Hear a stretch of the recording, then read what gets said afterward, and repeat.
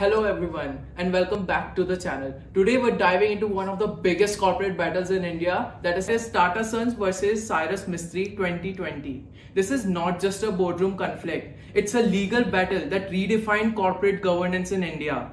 It involves power, trust and business decisions at the highest level.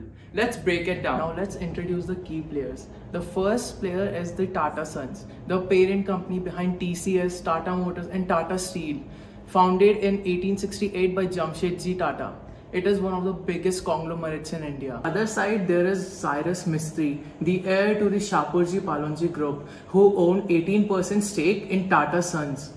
He succeeded Ratan Tata as the chairman of Tata Sons in 2012.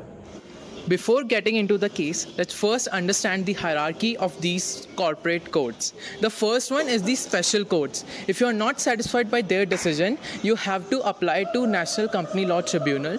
And if you are not satisfied by their decision, you have to apply to National Company Law Appellate Tribunal. And if you are not satisfied by NCLAT decision, then for the final verdict, you can apply to Supreme Court. Now let's discuss what went wrong with the case. On October 24, 2016, Cyrus was suddenly removed as the chairman of Tata Group. The Tata Group gave the following reasons: a lack of trust between Mistry and Tata Sons leadership, deviation from Tata Group's core values, allegations of mismanagement in key business areas. Mistry argued that his removal was unfair and violated the corporate governance principles. The Tata Trust, which held majority stake in Tata Sons, exercised excessive control over business decisions. The company suffered mismanagement, citing losses from the Nano project, AirAsia transactions and Chorus acquisition. Cyrus now filed a case in NCLT against Tata Sons. The verdict that came out of NCLT was that they dismissed his petition, ruling that his removal was neither illegal nor oppressive. After the rejection from NCLT, Cyrus applied to National Company Law Appellate Tribunal and they overturned this decision in 2019. And guess what? The NCLT ruled in favor of Mistry, reinstating him as the chairman of Tata Sons. After the shocking decision given by NCLAT, the Tata Sons appealed in Supreme Court against NCLAT's decision to reinstate Cyrus as the chairman of Tata Sons. In March 2021, Supreme Court ruled in favor of Tata Sons. It held that Mistry's removal was valid and not an act of oppression. Minority shareholders such as Shapoorji Pallonji Group were not entitled to a permanent board seat. And it also instated that the board had full authority to make decisions regarding leadership changes. This case correctly defines the roles of NCLT, NCLAT and Supreme Court in corporate affairs. While NCLT ruled that Mistry's removal was fine and justifiable, but then NCLAT ruled in favor of Cyrus that he is to be reinstated as the chairman. The Supreme Court then overruled the decision of NCLAT, clarifying the legal boundaries of judicial intervention in corporate affairs. This case revolves around Section 241 and 242 of the Companies Act 2013, which protect minority shareholders from unfair treatment.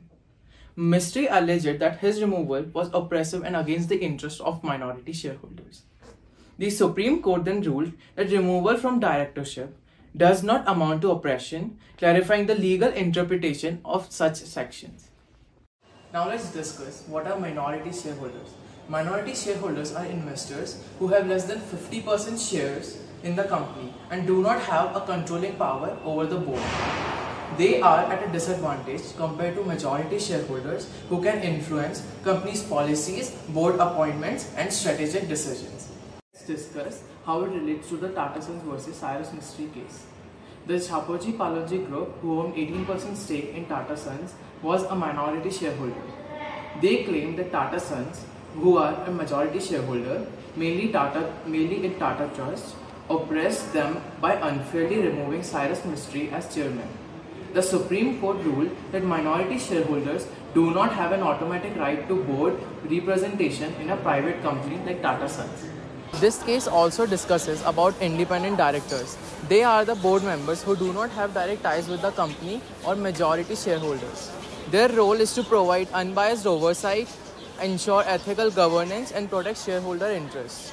Independent directors are supposed to provide unbiased oversight, but in this case, their influence was limited. At Tata Sons, independent directors had a little control because Tata Sons was a private company. Now, when independent directors of public companies of the Tata Group were asked, like Tata Motors and Tata Chemicals, they had no real problem with Mistry's relationship with the company, and also they had no problem being under his leadership. So, what is the key takeaway? In companies like Tata Sons, which was a private company, majority shareholders had the real power and minimal control over leadership decisions was given to Cyrus Mistry, who was a minimal shareholder. Now, if you want to get into the beef a little bit, this corporate battle lasted for almost 5 years. The Tata Group is valued at over $300 billion and the Palonji Group seek their exit at 18% stake. This was the biggest corporate battle after the Ambani feud. In this corporate battle, we have explored the high stakes of corporate battle which shaped Indian business law.